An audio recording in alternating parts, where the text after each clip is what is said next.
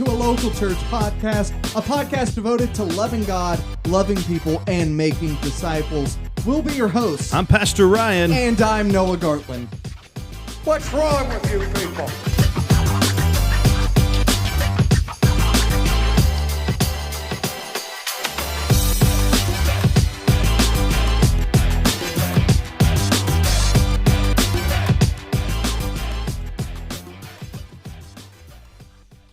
Psalm 13. How long, O Lord, will you forget me forever? How long will you hide your face from me? How long must I take counsel in my soul and have sorrow in my heart all the day?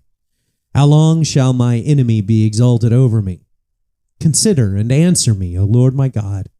Light up my eyes, lest I sleep the sleep of death, lest my enemy say, I have prevailed over him, lest my foes rejoice because I am shaken. But I have trusted in your steadfast love. My heart shall rejoice in your salvation. I will sing to the Lord because he has dealt bountifully with me. Man! Ha! Hey, thanks, Ryan. You're welcome, hey, dude. if you're not familiar with this voice, this is Ryan Allan. Yeah, if they're podcast listeners, they're definitely not familiar with this voice. But most of the podcast listeners are like you and my mom. So we know these people. So right? I know this voice. So Ryan Allan, deacon of our church, we're going to get into that here in a second. But this is a Psalm of David. He just read a Psalm of David, Psalm 13, Psalm of David. This is an individual psalm or lament, right? So we talked about this before, Noah and I, that it's kind of like looking into a journal. Yeah. And Noah is... Or Noah. You and Noah have talked about this psalm before? No, psalms in general, especially from David. Gotcha. It's like looking into his like personal prayer journal. But they're songs, right? This would be an individual song or lament for the person or the worshiper who is like on the verge of despair, right? There's like hopelessness. He's like exhausted to the point where he has no more strength to get through, right? And he kind of laments this. I really enjoy the ending. The beginning, it kind of touches close to home for a lot of folks, probably. Like there's just like despair, especially in the life and just in general. But the very end, he says, but I have trusted in your steadfast love. Like, so even when I am at my moment of death, I can trust in God's faithfulness, his steadfast love, right? So that's it's a really good psalm. I really enjoy it. I'm a fan. It's only 6 verses, easy to read. You know, it's one of those that you can just get into. One of the things that strikes me consistently, or struck me when I read it. You know, comparing to this, right? Like a strike. It striked me. Slap. Striked is not a word. But one of the things that struck me is that, like, when you read this, and you know, I love how you pulled out, you know, the end there, verses 5 and 6, where he kind of changes his tone a little bit. You know, verses 1 through 4 are like, why? How long is this going to take? And I know we've all been in that down place of I want, you know, something different to happen. I want my circumstances to change. Yeah. I don't think there's anything wrong with saying, how long is this going to take? No. To God or to anybody, especially like you read in Revelation, where they're like in heaven, they're saying, how much longer is it until this all? Let's go. But I think it's only healthy that you ask that question if you're in the right frame of faith, of understanding, which is why David can do it here. And he makes a great point, you make a great point, as depressed and as alone and as sorrowful as he feels, so much so that he feels like he's going to die, right? Yeah. To sleep the sleep of death. Yeah, it's almost like a teenager talking. Right. Like at any moment, like I'm dying. Even in the midst of that, he's like, my heart will rejoice. Yeah. You know, I can find joy even in the midst. And the only way a person can ask that question of God and have that type of resolve about themselves is if their faith is in God. Ooh. And it's, you know, foundationally, my circumstances stink right now, but I have a stronger foundation than what my circumstances currently are. Yeah. I think let's talk about this for a second. Okay. There are folks who, instead of not pushing through, that sounds like it's more me doing the work, right? But there are folks who are in moments right now, maybe listen to this podcast, that seem like they're at the end of the rope, right? That there's nowhere, they're at a dead end, like an impasse. There's no way to get to the next moment in their life, whether you're a teenager, whether you're an adult, right, whatever. And the temptation is like, I'm just going to run away. I'm just going to run away from whatever this problem is, or this desperation is, or whatever this moment is. I don't want any part of it, and I'm done with it. And they kind of go the opposite direction of what David does here, right? David says, "But I will trust in your steadfast love." Like I'm going to trust you because you're awesome. I rejoice in your salvation. I will sing to the Lord because He has dealt bountifully with me. Like he looks back on his life and says that God has been present. God has blessed him, right? And he doesn't walk away from the moment. He lives in this moment. Our society, oh man, it pushes people to not go through these moments, right? Almost like we live in such a society where we want everything now. Everything's got to be perfect. Look at Instagram. Everybody's life is perfect. Everybody's life is so perfect. We post pictures about it, right? I saw a social media, parody the other day where it was talking about kids who were born in the 80s. It was this guy walking down a hall and he bumps into a corner. And so it shows him. Oh, yeah. Have you seen this? Yeah. So it shows him from like different perspectives as if he was born in a different generation. So kids from the 80s, like he turns around, or kids from the 70s, he turns around and he like wants to fight the wall. And he's like, bring it, kind of attacking it. Kids from the 80s, he's like, I'm going to sue you, to the wall. And then the most recent generation, he falls down to the ground completely. He's crying and takes the selfie of himself as he's, whining a about tragedy. it. Right.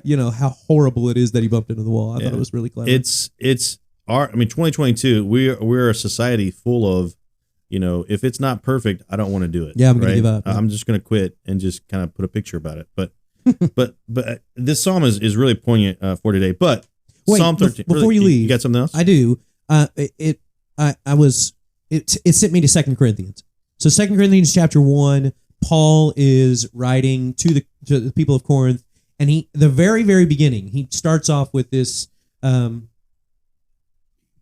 conversation about himself and all the afflictions he's gone through, and says in verse 8, we don't want you to be unaware, brothers, of the affliction we experienced in Asia, for we were so utterly burdened beyond our strength that we despaired of life itself. Oh, yeah. I feel like Paul is in a pretty similar place to where David was. Yeah. And is like, I was so utterly burdened is how he used it. Yeah. Verse 9, 2 Corinthians chapter 1, verse 9. Indeed, this is Paul in response to how utterly burdened beyond his own strength he was. We felt that we had received the sentence of death, but that was to make us rely not on ourselves, but on God who raises the dead. Yeah. It's amazing. Right? That's like exactly the same thing. David is like, I can't do this. I know that I have my foundation in you. Paul, same thing. When I was in Asia, I thought I was going to die. I wanted to die, but I can't do it. It made me I know I have to rely on you, God. Yeah. I'm going to refer the listener also to Acts 17, right? We kind of heard this before. Paul is walking through this Roman area, and he meets the Areopagus, and they have all these kind of gods that they worship, and one is the unknown God, right? That they worship. And it's really cool. He says, I'm going to unpack this for you, right? And what he says is amazing. He says, the God who made the world and everything in it, being Lord of heaven and earth, does not live in temples built by man, nor is he served by human hands as though he needed anything, since he himself gives to mankind life and breath and everything. Here's the best part of the whole thing. This is Acts 17, verse 26. And he made from one man every nation of mankind to live on all the face of the earth, having determined allotted periods and the boundaries of their dwelling place, that they should seek God and perhaps feel their way toward him and find him. Yet he is actually not far from each one of us. Like God himself, Paul's saying, God has put you in the time period that you're in and the specific place that you're in so that you would reach out to him, right? So think about the disparity of just life in general. Right. Ooh, man, we could talk about opening day, but we're going to get there here in a second. But just think about life in general, that these moments are not meaningless. They are for us to reach out to the God who is steadfast in love, the God who brings salvation, the God who deals with his people bountifully, right? And so Psalm 13, beautiful psalm. It is. Amazing psalm. Hey, so we kind of tease a little bit. You're Ryan Allan. Yeah, it's you true. are a deacon of Mount Moriah Baptist Church and the worship leader. I know your title says song leader, but we're going to say worship leader. Thanks. Because there's a lot more to it than just leading someone singing, right? So you're right. unpack what being a deacon is here at our church and what the worship leader looks like. Sure. So I have been a member of this church for about 20 years now. I'm married into it. Married into a family that was here for a long time. I'm that boy who married Amy. Nice. That's how I still am described that way. Amy's a lifer. And they still are like, Ryan now. Oh, he's the boy who married Amy. Nice. Oh, yeah. I know who Ryan is. So, are we gonna talk about the fact that both of our names are Ryan? Because it's like generally all anybody wants to talk about. Man, yeah, we can do that. Here, let's talk about. We don't have to. Just do deacons first. Okay. And anyway, worship leader. Was a member here for a long time, and then about I would say 3 years ago, the church ordained me and asked me to serve as a deacon here. One of the coolest moments of my life, one of the most humbling moments of my life. And so since then, I have served on the Council of Deacons and serve in various ways. But as you mentioned, probably the most prominent that the folks see is I lead singing in the morning on Sunday mornings where we do our traditional service, and then I kind of I play in the 612 band, which is our Sunday night more contemporary service. So I sing and play guitar in that, and kind of organize our Sunday morning services in terms of who's going to read scripture, who's going to do all this. That's the worship leader part that you refer to. And teach Sunday school here at church, and love it, man. We say life group. Yeah. Oh yeah. Sorry. Sorry. So a man of many positions, right? So deacon, worship leader, life group leader, and various other things that we do throughout the year for our church.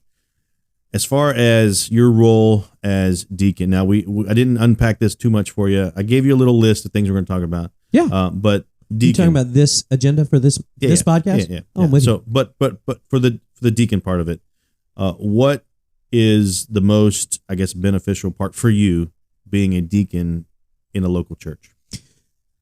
How does it benefit me? Yeah. Okay. How does I don't God often think of it that way, right? Yeah. Most often we say, what does a deacon do, right? Yeah. How does a deacon serve me? But for you as a deacon, how does this benefit you? Like, what do you get from being a deacon? Now that's a weird setup. Right. I don't typically think of it that way. Yeah. I hear what you're asking though. And I guess the piece that, I don't know if enjoying is the right word or not, but the piece that being a deacon means to me is an accountability.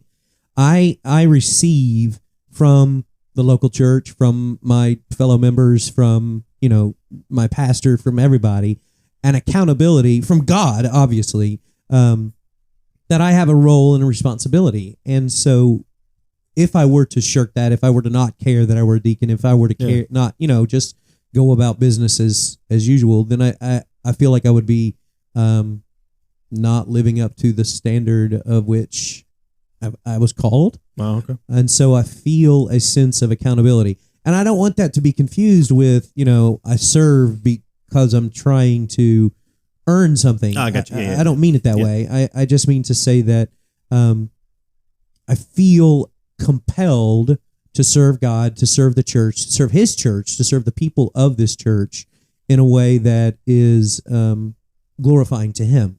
Yeah. I like it. And I think on that. I pray on that. I feel called to do that. So yeah, it is. Was that what you were looking for? Yeah, it's perfect. That's perfect. So as worship leader, now here we're going to switch or transition a little bit. Being a deacon and the worship leader, do those help you with the other? Does that make sense? Does one help you do the other, or are they totally separate?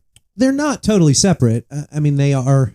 The deacon part, I see it as like, kind of DNA, of who I am. Yep. The worship leader is an opportunity to just lead in a way that makes the services, I guess, run smoother, or and I don't mean to say that it's all clerical stuff. Yeah.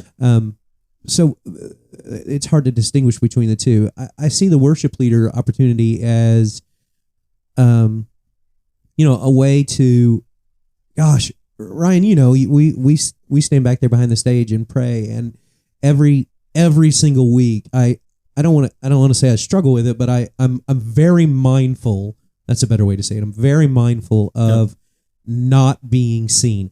I don't want a focus to be on me. Same as you. You know, when you're preaching, you don't want it to be anything about Ryan Markham. I don't want any of the leading singing or the 612 band or any of the stuff we do when you're standing in front of people to be about Ryan Allan. So when I think about my role as deacon / servant / behind the scenes worker who just wants to bring glory to the kingdom of God into his church, I kind of see my role as worship leader in a similar lens. Although it's hard to not be seen because you're standing in front of everybody waving your hands and being the leader in that sense. But I really want it to be nothing about me and all about just praise and worship and focus with a lens on God.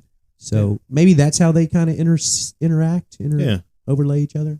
Yeah, I like it. Hey, 1 Timothy 3, right? One of the deacon passages. I read it this morning. I'm going to read it again. Cool. So it First Timothy 3, starting verse 8 down through 13. Deacons likewise. So likewise is what the elder passage was just before. Must be dignified, not double-tongued, not addicted to much wine, not greedy for dishonest gain. They must hold the mystery of the faith with a clear conscience, and let them also be tested first. Then let them serve as deacons if they prove themselves blameless. Their wives likewise must be dignified, not slanderers, but sober-minded, faithful in all things. Let deacons each be the husband of one wife, managing their children and their own households well. For those who serve well as deacons gain a good standing for themselves and also great confidence in the faith that is in Christ Jesus. Yeah. So you said you read it this morning. Anything stand out? Anything the that's... McShaney? No, not McShaney. What is the... Yeah. What's the... It's McShane. McShane. Yeah. People say it differently. I don't know how to say it. McShane. It's got two... It's a weird spelling. Yeah. But the one that's on the website is McShane. McShane. It's a Bible reading plan. Yeah, You've talked about it on the podcast before. I don't know. I just go through. It's listed as like day 1, day 2, day 3, day 4. I don't know what. Yeah, it's hard because it's not like April 1st. Read this. So I went through when I first started it and drew little lines between the months and was like, okay, this is January and this is where February starts. Here's kind of where you ought to be, whatever. So we're somewhere in the month of April, and in the month of April we get to read 2 Timothy. So as I was doing my reading this morning, it's coincidental. I read 2 Timothy this morning. 1 Timothy, yeah. I mean 1 Timothy. Yeah. And read this exact part and was praying on that and reflecting on that. The piece that stands out to me the most from what you just read is how much God has blessed me with my wife and my girls. I have 2 daughters. Both are in high school here in Shelby County locally. And man, like having a wife that is honorable and having kids that are, having a household that's managed well. I haven't done any of that. I just got so stinking lucky that I got an awesome wife, Amy. Yeah. And Hi, Amy. Yeah. And I got awesome girls, Perry and Abby. Yeah. That's the biggest, one of the biggest blessings of my life for sure. That part was really easy to do as a deacon. Yeah. Think about folks that I've met, pastors and pastors' wives and deacons and deacons' wives, and there are some couples, I would say, that do not mesh well for ministry, right? Yeah. Sometimes the husband, sometimes the wife, right? But this passage lays out beautifully, especially what you just explained, like, right? If your wife's not in it, right? That's not on the agenda today. Right, no, yeah. But how much, you've already mentioned a little bit of it, but how much of a benefit is it to have a wife that loves Jesus, that loves the church, that loves, enables you to do what you do, for the local church? It's indescribably beneficial. I wouldn't be the man I am. I wouldn't be the member of this church that I would be half the person I am without Amy. That's how, and that's the design, right? So like I left this old life of, 20 years ago when I married Amy, of individualism and trying to figure it out on my own and try to succeed and to try to make it about myself, and then, join forces where I cleaved unto her, and we now are one entity. And I don't want to give the indication that, it's all candy corn and roses all the Yeah, time, but yeah. because it's not, we're two people that have to learn how to figure it out. But it's like what I was talking about with David earlier. It's like I know what my foundation is. Like I know that I can count on her, on Amy, beyond a shadow of a doubt for anything, and when we have our arguments and we golly, it's almost always my fault, for being selfish and going back to my old life of saying, I want it to be my way. Yeah. But the blessing of a wife that is supportive and constant and joyful and knows God is immeasurable. Nice. I like it. Hey, man. Hey, so did you mention things on the other side that you do in life? No, I didn't. Yeah, I have another life. Yeah, you do have like a double. No, I'm just kidding. Right. But you do things outside of the local church, right? I do, yes. For a living. I have a career. Yeah. I am an assistant principal at a local elementary school. Yeah. It should be another podcast, a local elementary school. No, just kidding. It would be a comedy for sure. It would be good. It's I enjoy that job very much. How long have you been teaching or in the school system? About 17 years I have been teaching. It's a second career for me. I spent about a decade out of college in the business world, sales, marketing, that kind of thing, and then heard a different calling in my career path and followed it and became a teacher for public school and did that for several years, and then got into administration, and then now currently I'm an assistant principal at an elementary school. Nice. And it's like a family thing, right? Yeah, my wife's a teacher. That's how I met her. Yeah. My mom, oh gosh, this is keep going. Well, okay. My mom was an educator my whole life and was a principal, and 20 years ago was the principal at the school I am currently the assistant principal. Nice. I wasn't even living in the state. I was in college and doing all my own thing 30 years ago. And mom was a principal at my school. It's called Wright Elementary. And I came home for Christmas and was just visiting my parents, and mom had the Christmas staff party at her house, and there was a smoking hot teacher who was single, and hey, did your mom's down the line? Hi, Barbara. By the way, hi, mom. And Doug. Yeah, but did your mom set it up?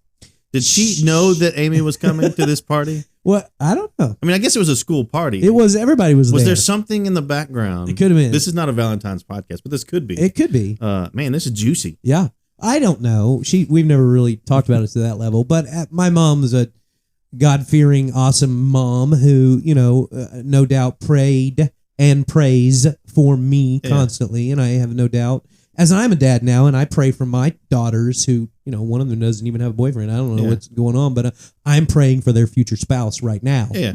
I think all parents do that.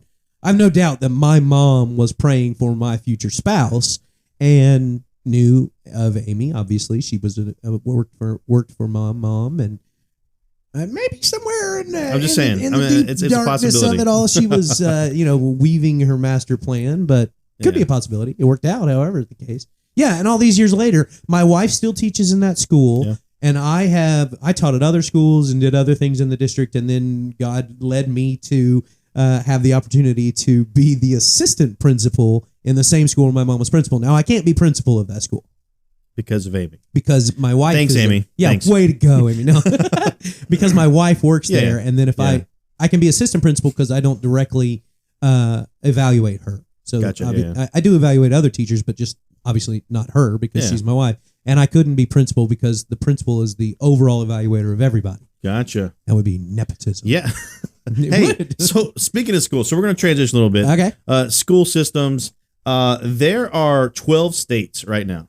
Now we're not talking about Shelby County Public Schools at all. So just that's the disclaimer, right? So that we're going to move on from your position. Check. But there are 12 states, right, that have enacted some type of legislation barring transgender athletes from participating in girls' sports. And so I want to kind of transition into this. This is kind of the topic that we're going to talk about. We're not going to go too deep much, but our governor of the state of Kentucky, right? Yep. Governor Beshear just recently vetoed a transgender sports bill that would prevent transgender athletes from competing in female or girl sports, right? Right. So he's vetoed this. The bill that was proposed said whatever's on your birth certificate as your birth gender, you must participate in that sport. Yeah. So, and there are 3 levels of sports: boys, co-ed, and girls. And you can only participate in the sport of which you are born. Yeah. Is the proposed bill. That's the one he vetoed. Yes. I guess he's going to review it, go a little further with it. It's a largely predominant conservative bill, right? Yes. New York Times has this little blurb. I'm not going to read the whole thing. It's very biased, right? But there's a little thing. It says supporters of the bill argue that biological differences, especially after puberty, may give transgender girls a physical advantage in sports over cisgender girls. Now, they really highlight the difference in that. I don't know what cisgender means. So cisgender means the gender that you were born, right? Okay. If you're female, you're female. If you're male, you're male. If you're transgender, you're one that wants to be the other. Right? Yes. Or that feels like you're the other. I just have never heard it referred to as cisgender. Yeah. So in a local church context, we haven't dealt with this here in Shelby County and in our church context. I'm assuming it's coming, right? And, sure. And things will go down the road in our culture, in our world, right? In our society, that this will be more prevalent. This will be a more common thing. Right now, I think there was a Gallup poll that came out that said 7.1% of adults see themselves as LGBTQ. That's 7% of the rest of the world, right? Yeah. It's not that big of a number. Right. However, our media, our entertainment, our social media, our news, it's plastered all over the place as if it's norm. And so when we come to a bill like this, the most recent thing is what Leah Thomas, Penn State, transgender female who is dominating the collegiate female swimming. What would this mean for us at a local church level? How do we view this? How should we view this, especially if our state is now pushing together bills to get ahead of this thing? Right. If that makes sense. Well, now I know that this. Are you asking me a question? Well, it's rhetorical, but okay. It's more of us to kind of talk about. We haven't dealt with it here, right? You mean sports or just this transgender topic? We started with sports, right? Right. Because that's what the bill is talking about, Right. But we have to look at it as a local church context, right? We have to. This is where we are. Okay. I'm not a coach anymore, right? I'm not in athletics. I might be down the road when Braden gets to be a little bit bigger, but I'm pastor of a local church who sees these things on the news, who reads these things in the newspaper, if you still read a newspaper, right? Where do we go as a local church when we start to look at the transgender movement in our society? Even though it's not very big now, I think it will be, right? And our society is trying to push it to be the norm. Mm-hmm. Where do we go as a local church? What do we talk about? How do we think about it? Things like that. We were walking through the book of Romans. We've already talked about Romans chapter 1 that really addresses a lot of these issues. But from your standpoint, as a deacon, as a worship leader, as just a man, right? Sure. A husband, especially of 2 daughters. Yeah. One of your daughters is an athlete. She is. Right? My daughter is an athlete. What would we view as just Christian men with this transgender movement? Like, how would we go about it? Well, and it's a tough topic. It's a tough topic. It's not. It is. It's tough because our culture is making it tough. Yeah. I think that to answer your question, where do we have to go as a church and where do I have to stand as a man of God is to go to my fundamental, belief structure. I'm going back Genesis 1, man. God created man and woman. And, that kind of has to be, this podcast talks a lot about absolute truth and talks about, what can we rely on? And I don't know that we can count on ourselves. We can't count on our heart. We can't count on our minds to be an absolute truth. We will let ourselves down. And this response that's happening in our culture right now to what seemingly like our culture is using words like tolerance. Tolerance is, words matter, right? And that is a good sounding word. That is a Christian sounding word. Yeah. We should be tolerant. Absolutely, we should be tolerant. And yet, the side that is saying let's all be tolerant is using that moralistic, that good sounding word to say you should tolerate sinfulness. Yeah, what we're trying to push for. Right. And so, there's this real woven interconnectedness to, if you take a stay on one side and then it sounds as if, you're not being tolerant. Yeah. You're not loving. Right. Yeah. And so, that's the difficult part to navigate. Yeah. I think that's what you're describing. Like if we just come out and be like, you can't be transgender and, worship here. Yeah. That's a good voice. Thank you. No. So yeah, that's as a pastor, right? I understand the parts of the Bible that talk about sin, just sin in general, right? Not just sexual immorality, right? But just sin in general. And I also know the part that says all have sinned, all fall short, right? This is just another notch, right, of sin. This is just another thing that society has to deal with. Humanity itself has to deal with it. I mean, look at Rome. I heard a podcast the other day that talked about the immorality of just Roman society back in the day. We're going through the book of Romans as Paul is writing to Christians or believers in Rome in the midst of this society that's in sexual morality, all kinds of immorality. And it was very interesting because they went to a philosophy of just Roman culture, that it wasn't considered transgendered. It wasn't considered homosexuality. It was considered, I have a life and I like to indulge, right? And so they didn't consider themselves homosexual, but they often practice those things in private, right? But look at our society today, where it's no longer private. It's now in your face. So much for the fact, Disney, right? We got to go to Disney. They're now, they push forward an article.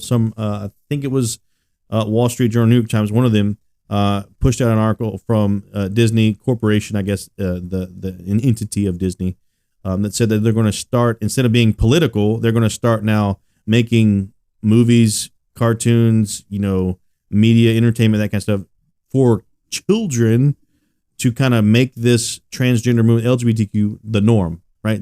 So kids today will grow up to say, oh, this is normal, right? Wow, really? And so I did not know it's a catechesis, if you will, but of immorality. Right. For a pastor, it's easy for me to get up in a pulpit and say, you're all sinners. Yeah. Right. That would be easy. But navigating that to say that we're all in this, right? We're all fall short. We all miss the mark of what God has designed. What about the LGBTQ person or the transgender person that attends our church, like visits, and says, I want to feel the love that you say you have, right? Right. There was a quote that I... Listen, wait a minute. I have to respond to that. Yeah. It's not loving for me to take the LGBTQ Just say it, plus. yeah. Take that part out of it.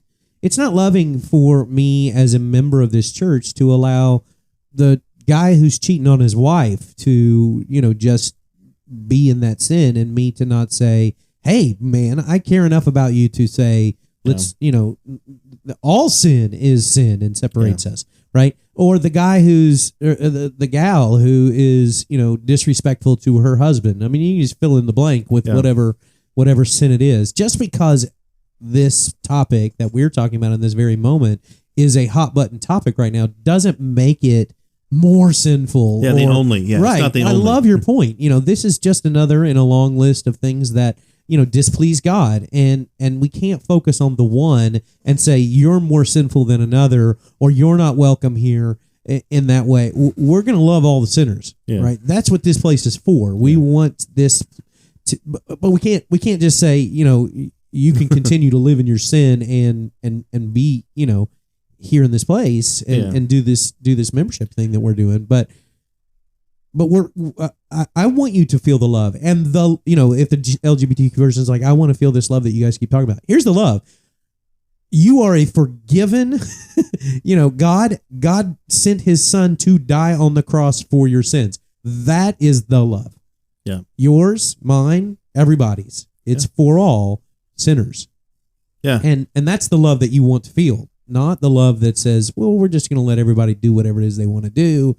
It's not we. God's just going to let everybody do whatever they want to do, and then in the end, he's just going to be like, oh, well, it's all cool. The buzzword is affirming, right? We'll affirm you in your lifestyle, and welcome you with open arms. And the thing is, God loves me just the way that I am. Well, if He loved you just the way that you are, there would be no heart change, right? There would be no born again language in the New Testament. Right? God loves what He sees Christ having done through it. Yeah. When He sees you, He sees what Christ did. And the only way He can see that is if you accept Christ as your Savior. Yeah. So He doesn't love who we are. He doesn't love our human nature. Yeah. That's the issue, because we use that. I mean, just as I am, right? That's a hymn that we sing.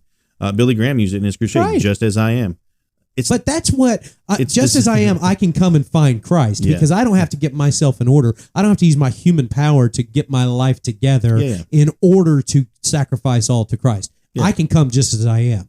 That's the point of that song. Yeah. But people, you're right, use it in the sense of, I'm going to change what it really means, and God's going to love me just as I am. Well, that's not what that song's about. You know? Hey, your boy, Warren Wiersbe, has a quote.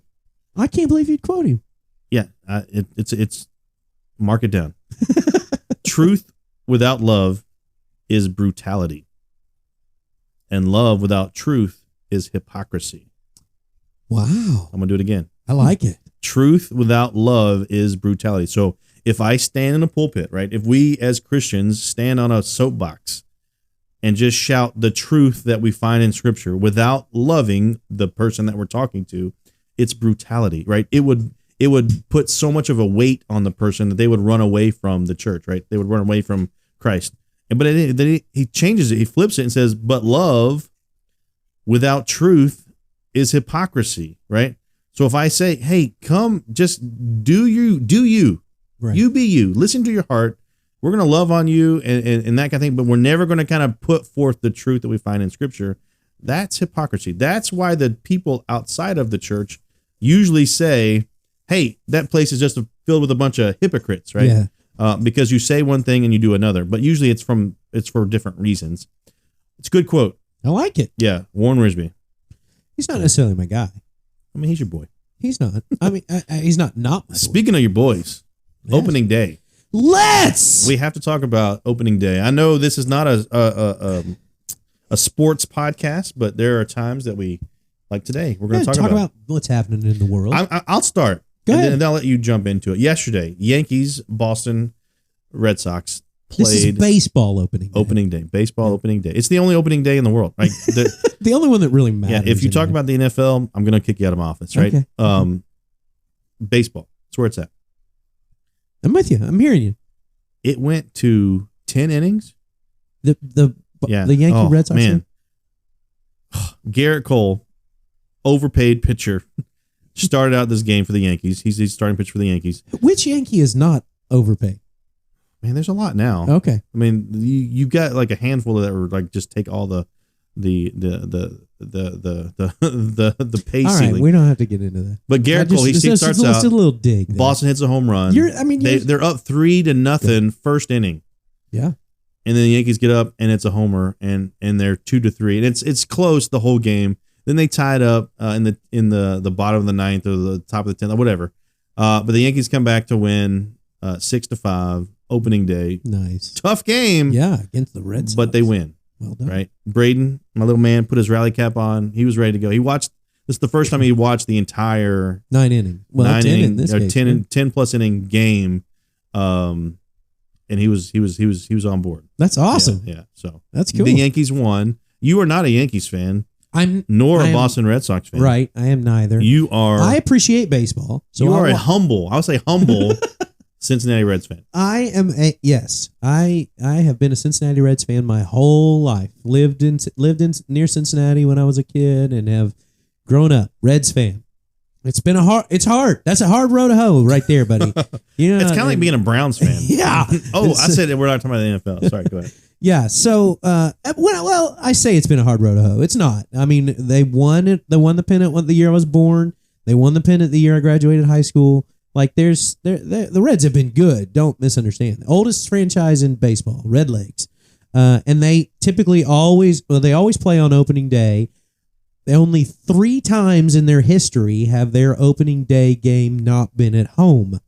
This was the third. They played the Braves on opening night, and the Braves are the defending champions, won it all in 2021. And And so the Reds, who are not the defending champions, the Reds aren't very good. They've not had the best couple of years. And they lost what was great over the offseason, and you can get into all the collective bargaining and all the blah that happened and the lockout and everything that happened this summer. But finally, I said summer over the winter, but finally baseball's back and the Reds got to play on opening night and they went down to Atlanta and played the Braves and beat them. Yeah. Nice. On opening night and then played again last night, Braves again. Got behind 7-0. And so, sheesh. And so it was like, oh, here's the team that we thought we were going to have this year. We traded away Winker and we traded away. You traded away everybody. I know. That's another topic. The whole narrative for being a Reds fan right now is sell the team. They want, they want the owners to sell the team to somebody who cares and you're going to try to. I mean, we're a small market team, so we can't spend the money like the Yankees do, et cetera, et cetera. So third inning last night, it's 7-0, and you're like, well, this is the team we thought we were going to have. That first night was an aberration, and wow. But they fought their way back, scored 3 in the top of the ninth to make it 6-7. Nice. And, that's competitive, baby. Does your family watch with you? Does your family watch? Perry Grace is a Reds fan and even kind of knows what's happening in the offseason. Yeah. Follows it a little bit. She watches the games with me. Abby and Amy are casual fans. They will absolutely go with me every time I want to go up to a Reds game and watch. They love going to the ballpark. It's an hour and a half, 2 hours. That's a major, investment in time to go up there and do it, and dollars to go up and watch a game. But they like that I like it. They're fans of mine. Yeah. I brainwashed Emma and Braden from a very young age. They both like the Yankees. Emma started the game. She had a lot of homework to do to catch up with during spring break, but so she didn't get to finish the game.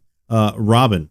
This is interesting. So before they tore down this last stadium for the Yankees, not the original stadium, but the last stadium, the one they were in the longest. Robin bought us tickets, me and her tickets to go see the Yankees in their old stadium. Derek Jeter was still playing, right? It was going to be phenomenal. Family issues, health issues for her mom, and so we didn't get to go. Yeah, but it was. Tickets now are like thousands of dollars just to go see the Yankees. Yeah. I did get to see them play the Reds 5 years ago when they played interleague play in Cincinnati. And in Cincinnati, and I was like, man, this is awesome. Derek Jeter, Rodriguez, man, it was going to be amazing. The only game the Reds would ever win against the Yankees was the game that I went to, and they lost. I was like one of the only Yankees fans out there. We were all in our Yankee gear, and we were walking out. Reds fans were like just booing us. I mean, it was horrible experience. But I got to see the Yankees play in Cincinnati. There you go. Even though they lost, it's sad. It's fun to go to a game. I like the food and the baseball's awesome. Yeah, baseball's awesome. It's way better in person than it is on TV. But man, certain games are really good on TV. Right, the Boston Yankees, they always play on ESPN, and it's just a really good game usually. Yeah. So speaking of hard to watch sports on TV. Yeah, do it. How about that for a segue? Right? Golf is happening right now. Tiger Woods. Tiger Woods, y'all. It is the Masters. Is that still a thing? Tournament. Do we still say that? Tiger Woods, y'all? You just did. Yeah. You're making it a thing. Try it. What's wrong with you people? Hey, so he's won over. Okay. Right now. This is they just had the cut. Yesterday was Thursday. So we're recording this on a day that's atypical for this podcast. Yeah. So normally we'd be on Wednesday. Spring break. Noah's busy. He's got things to do. Of course. So he doesn't want to do it. But I think it's better this way. I think it's better this way because we get to talk about sports. Right. So it's the cut just happened in the Masters tournament. It is Saturday. And they're playing right now. It's moving day. Are they playing right now yet? Yeah. Oh, yeah. Sunlight. Tiger's won over. He made the cut. He did. He has won 5 Masters. 5 times. Jack's won it 6 times. Yeah. It's unbelievable. Yeah. Like just to do that. Right. To put on the green jacket 5 different times. Yeah. I got to see the Masters once. Really? 2009. I worked for a church in Georgia. A lot of folks knew people, a lot of tickets, and was like, hey, here, go to the Masters. I was like, wow. Okay. It's funny. I got to see Tiger Woods play. I got to see many big names. Mickelson. Yeah. Singh. Yeah, VJC. It was cool, but do I remember anything about the Masters? No, because it's super boring to watch. Even in person, it's super boring because you're either But you're at not one. a golfer, right? I did golf a lot growing up. I have won some tournaments. What? Some best ball tournaments. Oh, that's not you. You just get on a good team. You My get on a brother good and I- team. No, you're it was gonna win my a best brother and ball. I and another guy. It was Was the other guy Phil Mickelson? no. I do like to golf. I do have a set of clubs. I haven't golfed, man, in probably since 2012ish, 11ish. Yeah, I mean, it's a long time. hard to be a golfer and a dad. I'm not. You can't. Yeah. It's a 5-hour, investment, and to just be absent. Braden wants to play. He's There 9. you He go. really wants to get out there. We have a par 3 course here in Shelby County. We also have a regulation course.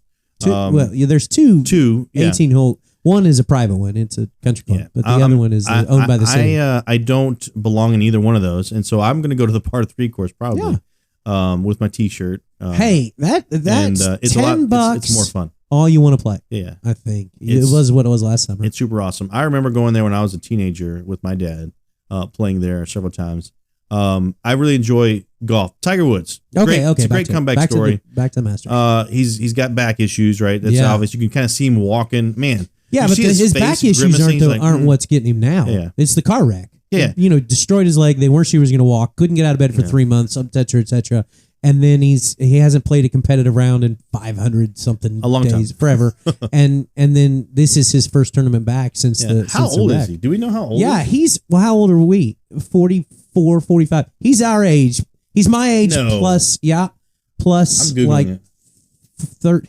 I think his birth. I looked this up one time. His birthday's in December, and he's either and my birthday's in February. So he's either 46. 46. So he's 1 year older than me. 46 years old. So I have a year basically to get Before to be. you are look like Tiger Woods. But right. But he is jacked, Yeah. man. He's been taking some roids. He looks physically fit. Yeah. Like right now. But he looks like he's grimacing every time he's walking He down really does. down the course. They keep talking about how much he's smiling because he's back and all this stuff, but he looks like he's in pain. Oh, and man, they it's interviewed horrible. him after the first round. This is the first time I guess he's played in his recovery. They actually, man, I didn't watch long enough to see the interview. They've interviewed him, and they're like, what's it going to be like for you tonight now that you're finally back? And I know you played one round, but you played several practice rounds and now one round, and you got to play again tomorrow. And he's like, I will do nothing tonight except ice. Yeah. Lots and lots of ice. Ice baths, ice my muscles, ice everything so that he could come back around. Now, yesterday, on Friday, that second day of the tournament, like he played badly. He was in his first 5 holes. He bogeyed 4 of them. Yeah. It was like, But he battled blew back. it. He totally did. I thought he was going to get a birdie in the last hole. I but- know. He ended up after the day one, he was 1 under, and he was like one of 19 guys who were under par, which was like, holy cow, Tiger. Yeah. He's gonna wear the red shirt on Sunday. And then on yesterday, it was like 4 over through 5 holes, and everybody's like, "Oh, he just blew it. Yeah, He didn't even he's make the Tiger. cut. It's over. Yeah, gosh, he's back to earth." But then, like you said, for the next 12 holes, he fought back. He battled back. and ended up being shot at 74, 2 over for, and is 1 over for the tournament, or shot at 75. I guess was 3 over yesterday. Yeah, but whatever it was. Think about, Nothing even for Tiger Woods, that's bad for Tiger Woods. But for the average bear, I'll never be 1 over on a regulation course, right? I'm like 20 over. Yeah. It's insane that he's been playing golf for so long. But think about now. I don't know his personal story. Right? He's been in the news. Yeah, his car wreck was a big thing, right? There was a lot of things going on there. Sure. I don't know if he's a believer in Christ, right? I don't know anything about him that way. I haven't looked anything up. Yeah. I'm not sure if you have either. Pretty famously, he was married and had kids and got a pretty, what's the tabloid, a tabloid version of a big divorce, and It was he had the American dream, and then for whatever reason, his personal life blew up, went crazy. Yeah. And I mean, you have to assume that there, the popularity, the famousness, the power, the Nike, all of that. Well, he was in the spotlight since like 6 years old. Goodness. I mean, he was in Nike it had commercials. To have really yeah. mutated, whatever. His sense of reality is probably not the same as ours. I mean, it's just. Well, we've for got famous 1 people, year right? to get there. Yeah. That's my. We've only got. I'm thinking it's if I with compounded interest, I might get close to his financial. We don't know. I don't know his personal life story, right? I don't know if he's a believer in Christ. I don't know things like Hope that. so. I mean, but the underdog story, right? He's not an underdog, but he's technically, I guess, kind of is now because he's the old guy. Right. He's injured, right? That kind of thing. Everybody's watching because it's cool to see Tiger Woods back on the course. But we can almost get blindsided with like just the celebrity of Tiger Woods, right? Celebrity is a great word. For me, it's Michael Jordan, right? Yeah. He will always be the greatest. Is he a good guy off the court? Ugh. I mean, he's got some issues, right? Right. But we all have issues. It goes back to the same thing. We all sin. We all fall short, right? Whether you're Tiger Woods, whether you're just Ryan Allen, you know, I didn't mean that bad. No, I mean, but you're right. But we You're all exactly have issues, right? Yeah. The goal is that we should all hear the gospel, respond to the gospel, right? That kind of thing, which leads us up into the next thing. We are at the last mark of a healthy church, not Mark Healthy Church book, missions. I'm going to read the title for you, but we've been kind of looking at these. We haven't really gone deep with these, but our leadership team, we've really looked at the 9 marks. We're going to talk about this throughout the year as we go. But this is chapter 9 or Mark 9, a biblical understanding and practice of missions. Not only practicing it, not only doing it, but also understanding what it is. I'm going to read a little blurb and then we'll kind of talk about it. Then we'll go into the next thing. But it says, why should churches believe, or what should churches believe about missions? Sorry. Okay. Missions is not a word we find in the Bible, but it is a biblical idea. Missions is taking the gospel across boundaries, especially the boundaries of language. While evangelism is telling the gospel, sometimes to people who don't know it, missions is evangelism in a place and among a people or a whole people where it's largely unknown. The mission or missions is nothing less than to transform the nature of humanity. To transform in what way? To bring us into a reconciled relationship with God, our good creator and judge. So I want to go back to this sentence because I kind of went over it really fast. Missions is going to, or taking evangelism, taking the gospel in a place among a whole people where it's largely unknown. So going to a people who largely don't know the gospel. They don't know the good news. Missions is the act of taking that gospel to a people who largely don't understand what the gospel is, right? So that's missions.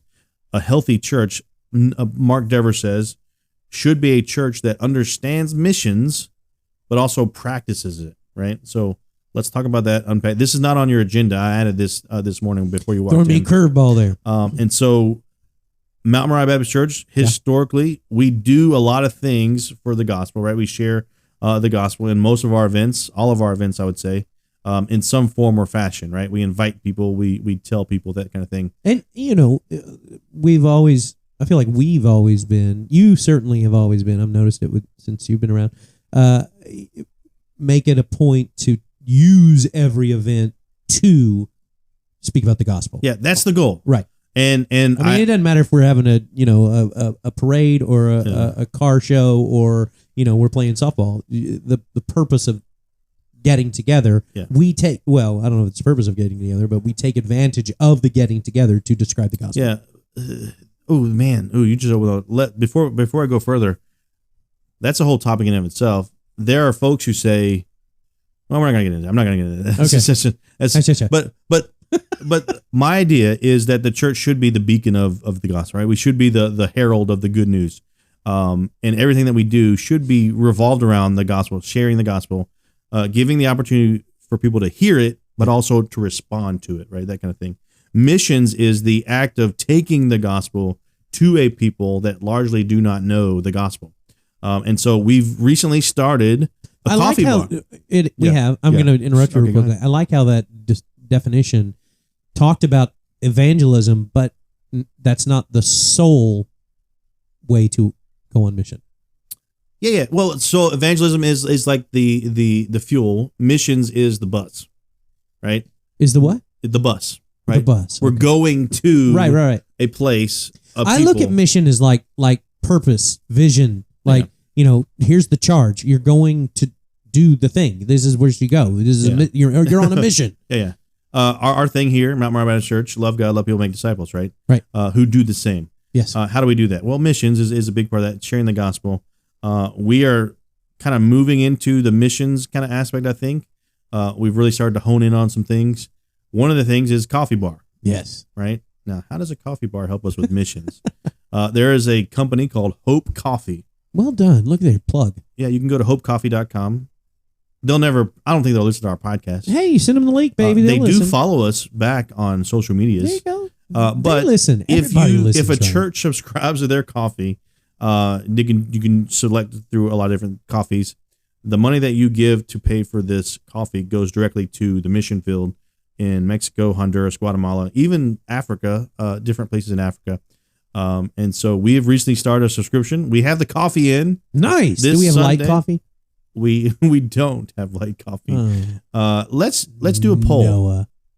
If you're listening to this podcast and you drink coffee, is light coffee a thing? It is a thing. Yeah.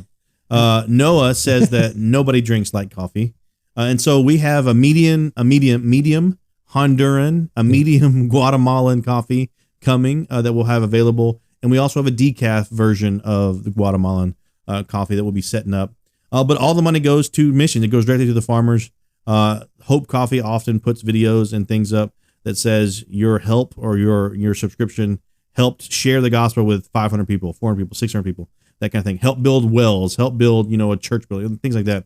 It's really cool. The goal is that we would one day be with that group or with a group that goes to a mission field that largely haven't heard the gospel, right? That's the goal of any local church. It should be, is to get out there and share the gospel.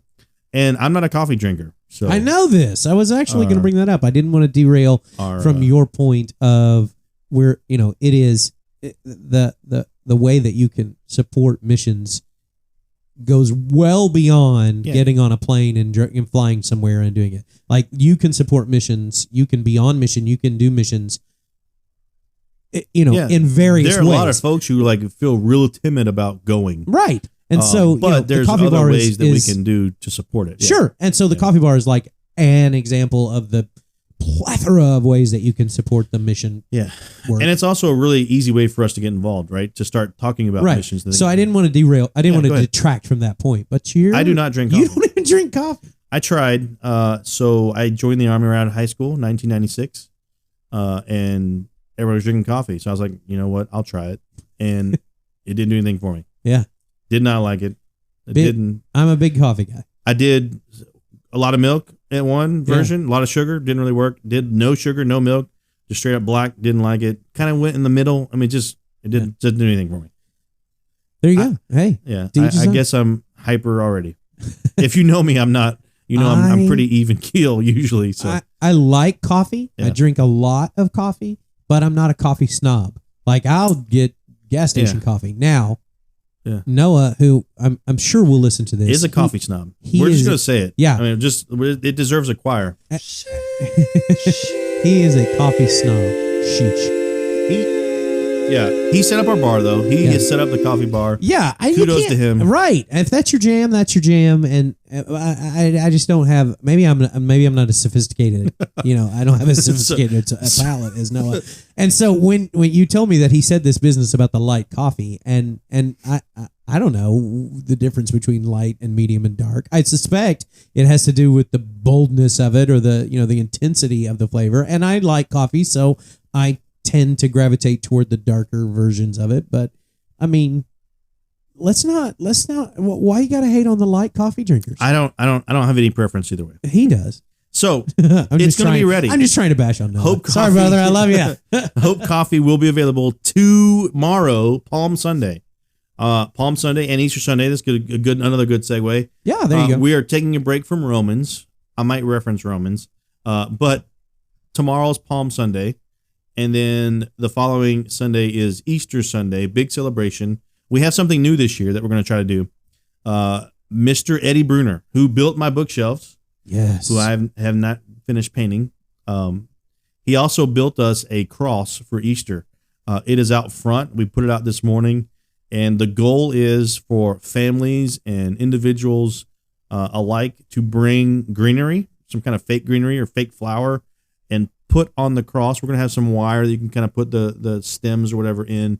And hopefully by Easter, right, you have 2 weeks to do this, or, 2 weeks to make this beautiful. And so by Easter Sunday, after the service or before the service, families can take an Easter photo in front of the cross that has this nice greenery, flowers, that kind of thing on it. That's the goal. Hopefully, I'm trying to build a tradition for Easter, and so he was gracious enough and awesome enough, and he's a cool dude, to build us this cross and help put it in today. So super excited. I heard a pastor one time talk about the idea that everybody wears a cross, and it's the symbol that we use so frequently to describe Christianity, and just as easily, I mean, maybe not just as easily as a representation, but the open tomb would be a better. It would be a better representation. But how do you wear an open tomb? But how do you wear an open tomb, like on a necklace or whatever? but I like how there's this literally out in front of our church right now is this torture, death, horrible. To the Roman culture, it was the epitome of the worst way a person could be murdered, and go through it's the worst form of death that could happen. Yeah. So this torture device is literally sitting out in front of our church right now, and your vision of transforming that with the flowers and the life and the greenery and the eventual. I'm picturing a cross that is nothing but flowers, and the springness of it, the springtime, the revival, the renewal, the birth, the life that came out of the cross is really, really symbolic, to the Christian. Yeah. Our Easter Sunday is going to be a little different, right? Mm-hmm. The service is going to be different. We talked about this yesterday, you and Noah and I. And so we want to give people a heads up. If you listen to this podcast and you come to our church, we're not going to do announcements. We're not even going to have the typical, I guess. I mean, it will be, I guess it's kind of a typical order, right? Just the announcements aren't going to be there. We're going to be doing scripture reading like we do, but we're also going to have a responsive reading. And lots of music. Yes. And then I asked the decorating committee to decorate the stage as if it were a garden. Yeah. And I said, just run with it, whatever you got. And she said, be careful. And I said, go for it.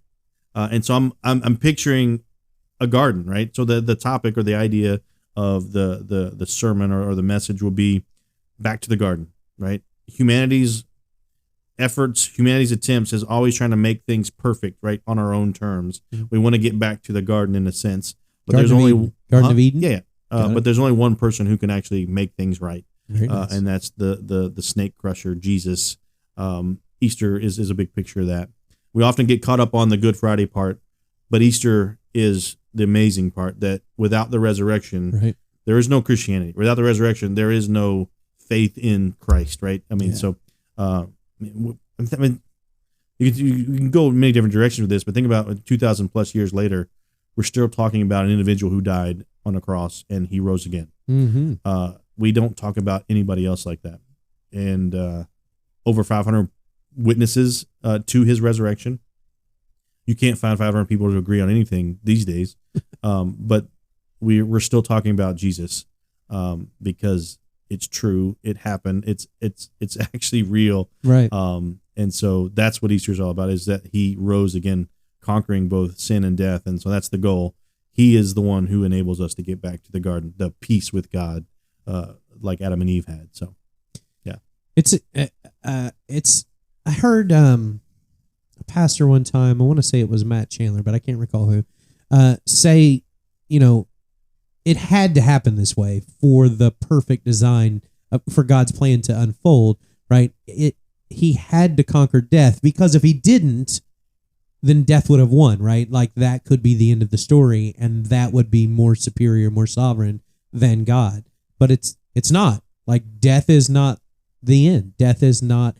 And so we in our finite human lives, non-believers, humans, whatever, because we are finite creatures, see death as the end. It is like the I'm living this life, I'm doing this thing, and at some point it will end. And while it will end for our physical bodies, that's not the end of the story. Yeah. And God and Christ proved that because they conquered death. It's not the victor.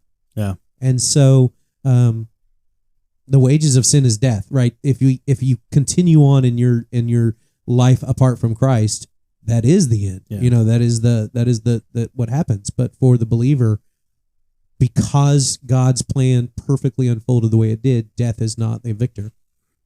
Christ overcame it, resurrected. Yeah.